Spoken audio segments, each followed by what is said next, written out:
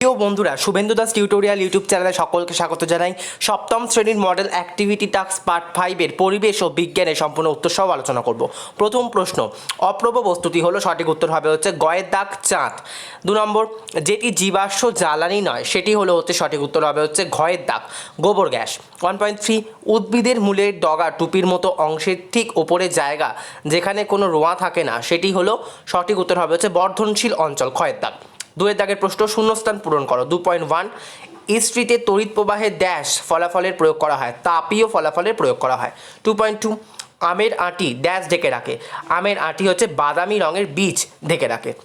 2.3, এঁচড় হলো ড্যাশ ফলের একটি উদাহরণ, এঁচড় হলো যৌগিক ফলের একটি উদাহরণ। 3 দাগের প্রশ্ন চলে যাব। 3.1, পৃথিবী যে নিজেই একটি চুম্বক তার পক্ষে কী প্রমাণ আছে? তোমরা উত্তরে লিখবে, একটি চুম্বক বহুদিন ধরে ঝুলিয়ে রাখলে, পৃথিবীর উত্তর দক্ষিণ দিক বরাবর রেখে দিলে দেখা যায় ওই দণ্ডের মধ্যে ক্ষীণ চুম্বকত্ব সৃষ্টি হয়েছে। দাঁড়ি, দণ্ড তার উত্তরমুখী প্রান্তে উত্তর মেরু ও দক্ষিণ মেরু দক্ষিণমুখী প্রান্তে সৃষ্টি হয়। দাঁড়ি, অর্থাৎ পৃথিবী নিজেই একটি চুম্বক।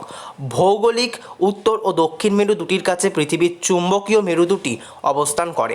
দাঁড়ি, ফলে আবেশের বশে সহজেই দণ্ড চুম্বকের মধ্যে চুম্বকত্ব সৃষ্টি হয়েছে। তাই দণ্ড চুম্বকটির উত্তর সন্ধানী মেরু ও দক্ষিণ সন্ধানী মেরু যথাক্রমে দক্ষিণ ও উত্তরমুখী করে থাকবে। পরবর্তী প্রশ্ন 3.2, কী কী উপায় উদ্ভিদের স্বপরাগযোগ ঘটাতে পারে?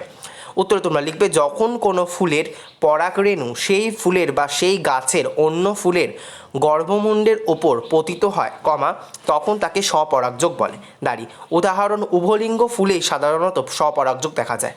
টমেটো, সন্ধ্যামালতী ইত্যাদিতে স্বপরাগযোগ দেখা যায়। পরবর্তী প্রশ্ন 4 দাগে 4.1, একটি চিহ্নিত চিত্রের সাহায্যে ঘন মাধ্যম থেকে লঘু মাধ্যমে প্রতিসরণের ক্ষেত্রে আলোক রশ্মির গতিপথ কেমন হবে তা এঁকে দেখাও। এখানে ডায়াগ্রামটা তোমরা আঁকা রয়েছে, এদিকে লঘুতর মাধ্যম এদিকে ঘনতর মাধ্যম, আর বক্স মতো করা রয়েছে, সেটা তোমরা দেখতে পাচ্ছ স্ক্রিনেতে।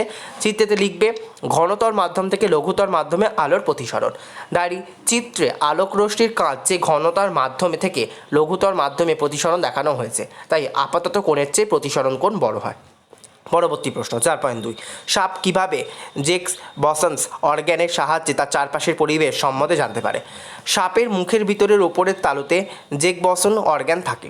সাপ যখন জিভটা বাইরে বার করে, বাতাসে ভেসে থাকা বিভিন্ন উদবায়ী যৌগের অণুগুলি আটকে যায়। সাপ জিভটা মুখে ঢুকিয়ে নিয়ে তালুতে থাকা এবং ঘ্রাণগ্রহক জেকশ্রবণ অঙ্গের মাধ্যমে তা সাপের মস্তিষ্কে প্রেরিত হয়, যা উদ্দীপনা সৃষ্টি করে, ফলে সাপ চারপাশের পরিবেশ সম্পর্কে জানতে পারে। তাই সাপ প্রায়ই জিভ বের করে। তো এই হচ্ছে টোটাল মডেল অ্যাক্টিভিটি টাস্ক সপ্তম শ্রেণীর পরিবেশ ও বিজ্ঞান অথবা সায়েন্সের পার্ট 5-এর আগস্ট মাসে নতুন টাস্ক। ধন্যবাদ।